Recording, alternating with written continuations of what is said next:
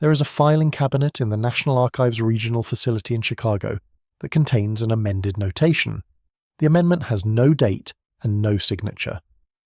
Beneath it, in the original surveyor's handwriting from 1841, a description of timber along a creek drainage in Greene County, Indiana, 80 to 100 feet in girth at the base.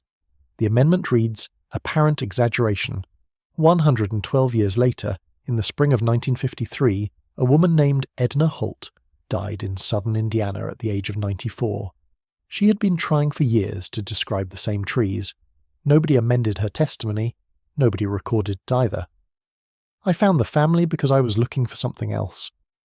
I was tracing the General Land Office survey records from the 1840s and 1850s, trying to understand a pattern I kept encountering in the original field notes. Not an anomaly I had set out to find, a problem with language, surveyors describing timber in terms that modern foresters read as imprecise, as the products of an era before standardized measurement. But the more original field books I read, the less that explanation held. The language wasn't imprecise, it was consistent. The same descriptors appeared across survey districts separated by hundreds of miles, written by different men in different years, none of whom had read each other's notes. What they were describing with careful and repeated consistency was scale. I set it aside for months. Then I found the Holt family. The family had lived in Greene County, Indiana since the 1840s. What they had, passed between generations the way such things usually pass, was a fragment of oral history that had survived 4 transmissions and arrived, still partially intact, in a personal notebook written in 1987. A great-great-granddaughter had written it down for herself, not for any archive, not for any historian. Her daughter scanned the notebook in 2019 and uploaded it to a genealogy forum. I found it because one phrase she used matched a search I was running on early survey language. The phrase was, "a size not found anywhere else." The woman at the centre of the story was named Edna Holt, born in 1859 in Greene County, Indiana. Died in the spring of 1953 at 94 years old. That lifespan is not unusual for its era, but the arithmetic it produces is worth sitting with carefully. A woman born in 1859 was a child in the 1860s, when the old growth stands the early surveyors had documented were still standing in the more remote parts of the southern Indiana counties. She was a young woman in the 1870s and 1880s, when the great industrial cutting reached her region and restructured the landscape within a single decade. She lived long enough that her grandchildren were adults when she died, old enough to carry her words for another generation. Those grandchildren are gone now. Their children are in their 70s and 80s. The oral chain has one link remaining. Consider what that chain contains. Edna was a direct witness to the landscape before the cutting reached Greene County. She was old enough when it arrived to understand what was being removed.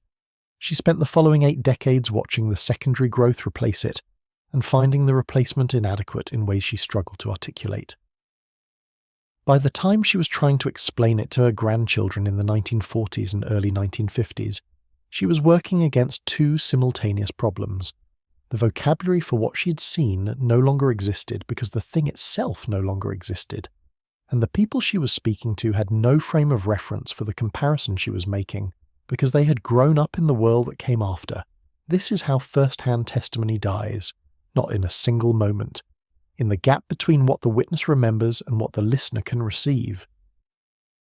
The granddaughter who wrote down the fragment in 1987 was working from conversations she'd had with Edna in the late 1940s when Edna was in her late 80s.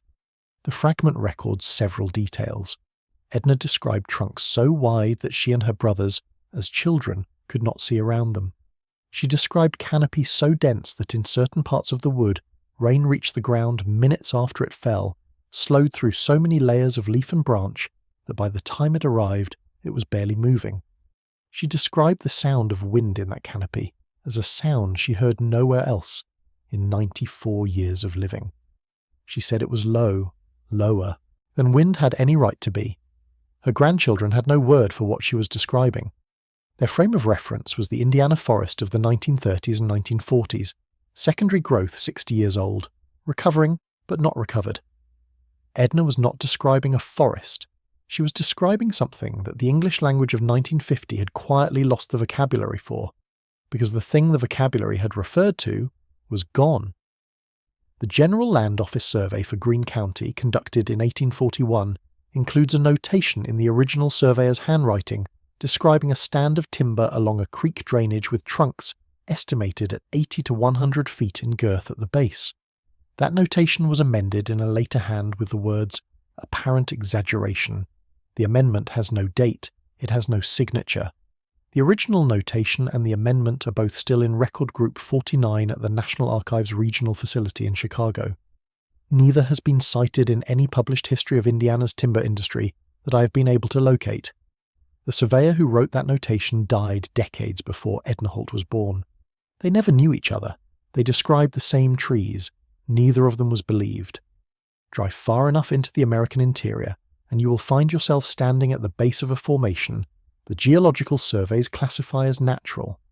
The flat-topped mesas of the Colorado Plateau, the buttes of the Dakotas, the isolated columns rising from the Central Appalachian foothills, all carry designations that are scientifically settled and decades old. The official explanation is erosion, wind and water working across geological time, removing softer material and leaving resistant rock standing. That explanation is reasonable. In several specific cases, it is also geometrically inconsistent with the erosion patterns that should have produced the formations that are there. A formation produced by erosion from above develops a characteristic profile. The cap narrows relative to the base. The sides slope outward as material is stripped unevenly across centuries. What several of the plateau surveys document instead are formations where the upper trunk tapers inward before the base flares outward, where the cap surface shows fracture patterns consistent with internal compression rather than external weathering, and where the ratio of cap diameter to trunk diameter does not correspond to any erosion model formally proposed. The formations have names. The names are settled. The dimensional problem is in the measurement records and has not been addressed. The traveller accounts from before the major geological surveys make this harder to set aside. Francis Parkman, moving through the eastern Nebraska Territory in 1846, described immense standing ruins of ancient growth. Their upper portions collapsed, their bases wider than any living thing he had observed. His editors considered the passage exaggerated. It survived in the published text, where it has been treated for 170 years as literary colour rather than field notation. Parkman was not a careless observer. His journals from the same journey record distances, weather conditions and topographic details that subsequent surveys confirmed with precision. The passage about the standing ruins was not challenged by anyone who had been to those places. It was dismissed by people who had not. The petrified wood concentrations extend the problem into a different register. The petrified forest of Arizona is the most visited, but it is not the largest such concentration in North America. The silicified deposits in Wyoming's Washakie Basin, in the clay formations of the Dakotas, and in the buried strata beneath the Mississippi Valley are each, by volume, comparable or greater. The official formation timeline places these deposits in the Eocene and Oligocene epochs, between 33 and 56 million years ago, derived from the geological strata in which they are found. That methodology is legitimate. What it does not account for is the distribution pattern. The deposits cluster along ancient drainage corridors. They concentrate at elevations consistent with old valley floors. In the areas that have been tested for soil chemistry, several show organic signatures consistent with sustained canopy density over long periods. 3 separate geological surveys conducted between 1978 and 2009 recorded this finding. In each case, the researchers attributed the anomaly to other variables and moved on. The industrial logging records from the same period introduce a different kind of discrepancy. The major timber operations in Michigan, Wisconsin, Indiana, and Ohio during the 1870s and 1880s were among the most carefully documented industrial activities in American history to that point. The companies kept meticulous records because those records determined land claims and tax assessments. What the records show, across operations in multiple districts, is that the volume of timber extracted in the first years of work in any given survey parcel consistently exceeded the pre-operation projections, not marginally. In several districts, the extraction volume ran 3 to 4 times larger than the survey had estimated. The companies recorded this discrepancy in their early operational logs. Within the first 5 years of work in each district, the recording of that discrepancy stopped. Subsequent surveys of the same parcels describe timber stands consistent with secondary growth. The gap between what came out and what the land was officially described as having contained has never been reconciled. The reclassification did not require intent, it required only sequence. A General Land Office surveyor in 1843 notes a stump of unusual dimension in his field book and moves on to the next parcel. The 1880 resurveyor of the same land has not read the 1843 field book. He records a rock formation and classifies it by the terminology of his era. The 1920 Geological Survey cites the 1880 classification. The 1960 survey cites the 1920. By the time the formation receives its permanent designation, the chain of citation is 4 links deep, and the 1843 field book sits in an archive that none of the 4 surveyors ever opened. The field book is still there. The resurvey notes are still there. Nobody has read them side by side. The photographic record thins in precisely the decades when it should have been expanding. The 1860s and early 1870s, when wet plate photography was reaching frontier survey teams, and the cutting had not yet restructured the interior, should have produced more documentation of what stood there than any previous era. The surveys reached those areas. They produced records. The records are not absent. They are sparse in that specific area. The clay layers run deeper than the succession models predict.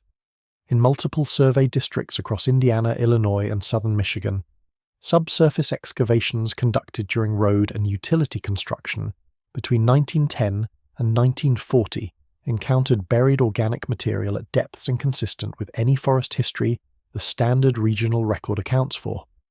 Contractors logged it as root clay or organic fill and continued working. State geological surveys that were notified sent representatives who filed brief reports and recommended no further study. Those reports exist in state archives. The depths recorded, 8, 12, 15 feet in some cases, imply buried material from a period the published regional history has not addressed. Nobody has cross-referenced the excavation logs against the General Land Office field notes for the same parcels. Nobody has cross-referenced either set of records against the extraction volumes from the 1870s, operations in the same districts. The records are distributed across separate archives in 3 states, catalogued at a level of generality that prevents systematic comparison without someone deciding to make the considerable effort. Here is what the sequence looks like when you lay it out in order. The 1840s surveys document timber at scales the surveyors recorded carefully, and that later hands amended without date or signature. The 1870s operations extract timber volumes 3 to 4 times larger than the pre-operation projections across multiple districts. The operational logs recording that discrepancy go quiet within 5 years of work beginning in each district. The 1880s resurveys classify the same parcels in language consistent with secondary growth. The traveller accounts from the 1820s and 1830s describe formations that subsequently received geological designations without reference to those accounts. The photographic record thins in the decades before the cutting is complete. The petrified field surveys note soil chemistry anomalies consistent with sustained ancient canopy density, attribute them to other variables, and move on. The clay excavation reports, from 1910 through 1940, sit in state archives, uncatalogued for comparison. Each step is individually defensible. Together they form a pattern the individual steps were never designed to produce. That is what makes the pattern difficult to dismiss. Edna Holt could not have known any of this. She had only her memory and 94 years of watching the land fail to match it. What the granddaughter recorded in 1987 was not an argument. It was a residue. The old woman kept returning in her last years to a single specific detail she found more persistent than any other. It was not the scale of what she'd seen, it was the light. She said that in certain parts of the Greene County wood, before the cutting reached it, the midday light was the colour of deep water, green and diffuse and arriving from so far above that by the time it reached the ground it had lost its warmth. She said that when the cutting was finished and she walked those same places again, the sky was simply the sky. Ordinary light from an open sky. She said she walked those same cleared places for years afterward and never got used to the difference. The granddaughter was in her 60s when she wrote that down. She is gone now. Her daughter, who scanned the notebook in 2019, is in her 70s. The phrase, a size not found anywhere else, is sitting on a genealogy forum that 3 people have opened. The woman who uploaded it has not opened the forum since. The General Land Office field notes for Greene County are in Record Group 49 at the National Archives Regional Facility in Chicago. The amended notation and the 1880 resurvey notes for the same parcels are in separate folders within that record group. The petrified deposit surveys from Wyoming's Washakie Basin are at the United States Geological Survey Archive in Denver. The subsurface excavation logs from the road and utility construction projects are distributed across individual state archives in Indiana, Illinois, and Michigan, catalogued at a level that does not permit cross-referencing without effort. Nobody has assembled them in the same place. They have been publicly available for decades. They are not lost. They are simply in separate rooms, each complete on its own terms, each insufficient without the others. The mesas are still standing there. The coal seams are still in the ground. The clay layers are still 15 feet beneath roads that were built before anyone thought to ask what lay under them. The light in those places is ordinary now, arriving from a sky that is open for 150 years. But the ground holds what the surveys recorded, and then reclassified, and then filed, and then never compared. Edna Holt said the light above those places was the colour of deep water. She said it arrived without heat. She said nothing in 94 years of living produced a sound like the wind moving through that canopy. Those words are still sitting in the notebook. The notebook is still on the genealogy forum. The field books are in the archive. And somewhere in the gap between the extraction volumes of the 1870s and the surveys that preceded them, in the discrepancy the operational logs recorded and then quietly stopped recording, the record of what stood there is still waiting. The documents do not forget. They only wait for someone willing to carry them into the same room,